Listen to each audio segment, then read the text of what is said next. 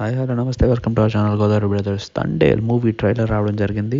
Cinema trailer ఎలా ఉంది అంటే అవుట్ అండ్ అవుట్ ఎక్స్పెక్టేషన్స్ దేని మీద ఉన్నాయో అటువైపే వెళ్ళిందని చెప్పాలి. ఇంతకుముందు వచ్చిన టీజర్కి ట్రైలర్కి చాలా సిమిలారిటీస్ ఉన్నాయి.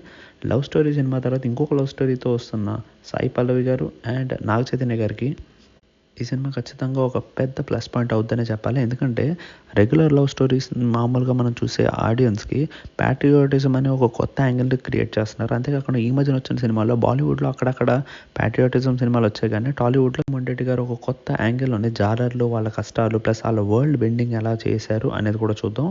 ఫస్ట్ ట్రైలర్ స్టార్టింగ్ నుంచి ఎండింగ్ వరకు ఒక కలర్ ప్యాలెట్ అయితే రన్ అవుతుంది, ఆరెంజ్ కలర్ అండ్ గ్రీన్ కలర్స్లో. కానీ బ్యాక్గ్రౌండ్లో చూస్తే ఎండ, సముద్రం ఇలాగా ప్రతి షాట్లోని సూర్యుడి రెఫరెన్స్ని కావచ్చు, సముద్రం రెఫరెన్స్ని కావచ్చు పెట్టినట్టే ట్రై చేశారు. ఈ జాలర్లు వాళ్ళ కథ ఎలా ఉంటుంది, వాళ్ళ లైఫ్ స్టోరీ ఏంటి అనే దాంతోని నాకు తెలిసి ఒక బ్యాక్గ్రౌండ్ స్టోరీలోని రెడ్ కలర్ని ఇండియాకి, గ్రీన్ కలర్ని పాకిస్తాన్కి కూడా సెట్ అయ్యేలా చేసి ఉండదు. ప్యాట్రియాటిజం మీద వచ్చిన సినిమాలకి యూజువల్గానే వర్డ్ కౌంట్ ఎక్కువ ఉంటుంది. అంతేకాకుండా మనం కూడా చూడడానికి చాలా ఎక్కువ ఎక్సైట్మెంట్ చూపిస్తాం.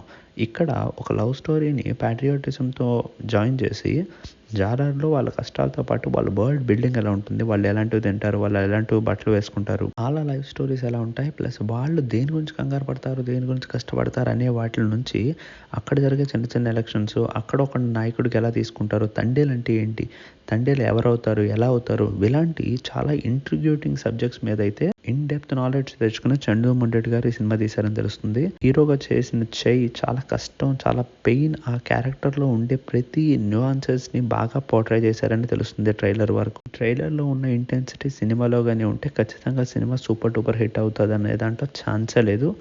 రెండో పాయింట్ వచ్చేసి సాయి పల్లవి గారికి ఉండే మాస్ ఫాలోయింగ్ కావచ్చు, ఒక హీరోయిన్స్ అందరిలో తాను ఒక రజనీకాంత్ అయిపోయారని చెప్పాలి. ఆవిడ యాక్టింగ్తో ఆబ్వియస్గా ఇప్పటివరకు వచ్చిన సాంగ్స్లోని తన డ్యాన్స్ పర్ఫార్మెన్స్ మనం చూసాం. ఇందులో యాక్టింగ్ కూడా చాలా బాగుంది. మొనోటనీ వస్తుంది అని చాలామంది అంటారు ఈవిడ క్యారెక్టర్స్ని, కానీ ఆ పాయింట్కి నేను ఒప్పుకోను. ఎందుకంటే ఇందులో ఆవిడ చేసిన డైలాగ్స్ కావచ్చు, ఆవిడ యాక్టింగ్ కావచ్చు, ఆ పెయిన్ అండ్ లవ్ స్టోరీస్ రెండింటినీ కలిపిన వే ఆఫ్ యాక్టింగ్ చాలా బాగుందని చెప్పాలి.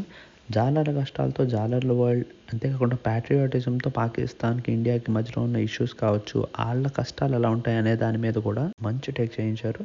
At the same time director, హీరోయిన్తో పాటు ఇంకొక పెద్ద పర్సన్ ఉన్నారు, ఆయన మ్యూజిక్ డైరెక్టర్ దేవిశ్రీ ప్రసాద్ ఈ సినిమాకి ప్రాణం పెట్టి మ్యూజిక్ కొట్టారని చెప్పాలి. ఎందుకంటే ఇప్పటికొచ్చిన అన్ని సాంగ్స్ టాప్ నాచ్ ఉన్నాయి. బేదర్ క్రెడిట్ కెన్ బి మెలోడీ కావచ్చు, లవ్ సాంగ్ కావచ్చు, ఇంకేదైనా కూడా కావచ్చు. అన్నిటికన్నా మోస్ట్ ఇంపార్టెంట్గా ఈ మధ్యన సినిమాలో రన్ అవుతున్న బ్యాక్గ్రౌండ్ మ్యూజిక్, ట్రైలర్ మొత్తంలో బ్యాక్గ్రౌండ్ మ్యూజిక్ ఒక స్పెషల్ ప్లేస్ ఉంటుందని చెప్పాలి. ఇదే కానీ ఎగ్జాక్ట్గా సినిమాలో కూడా రన్ అయితే ఈ year one of the best and top మూవీస్లో తండేలు ఒకటి అయ్యే ఛాన్సెస్ ఉన్నాయని 100% చెప్పాలి. ఆ రివ్యూ కనుక మీకు నచ్చినట్టయితే లైక్ చేయండి, షేర్ చేయండి, సబ్స్క్రైబ్ చేయండి అండ్ చెప్పండి మీకు ఎలాంటి వీడియోలు కావాలో నెక్స్ట్. మళ్ళీ కలుద్దాం. నమస్తే.